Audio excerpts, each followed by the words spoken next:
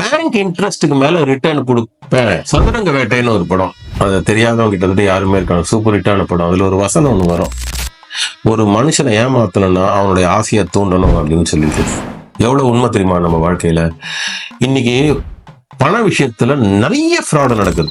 ஏமாந்தவங்க அத்தனை பேரையும் பாருங்க, அவங்க எல்லாம் வந்துட்டு பேராசைப்பட்டு பணம் ஜாஸ்தி சம்பாதிக்கலாம்னு பேராசைப்பட்டு அதன் மூலமா ஏமாந்தவர்களா தான் இருப்பார்கள். அதனால ஒண்ணு மட்டும் வச்சுக்கோங்க, இன்னைக்கு இல்ல என்னைக்குமே யாரு உங்ககிட்ட பேங்க் இன்ட்ரெஸ்ட்டுக்கு மேல ரிட்டர்ன் கொடுப்பேன், இல்ல கொடுக்க முடியும், இல்ல சம்பாதிக்க முடியும் அப்படின்னு யாராவது சொன்னாங்கன்னா, முடிஞ்ச வரைக்கும் ஃபர்ஸ்ட் நம்பாதீங்க. இல்லையா, அது இல்ல சார் நான் போக போறேன் அப்படின்னா 100% செக் பண்ணி ரீசெக் பண்ணி அதையும் பண்ணிட்டு அதுக்கப்புறம் தான் நீங்க அதுல இன்வெஸ்ட் பண்ணணும். இல்லைன்னா 100% ஏமாறதுக்கு வாய்ப்பு ரொம்ப அதிகம்.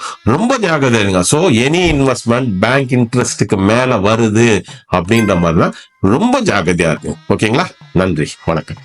ஒருத்தனை ஏமாத்தணும்னா அவன் கிட்ட கருணை எதிர்பார்க்க கூடாது, அவன் ஆசையை தூண்டணும். அதான் பேசிக் ரூல்.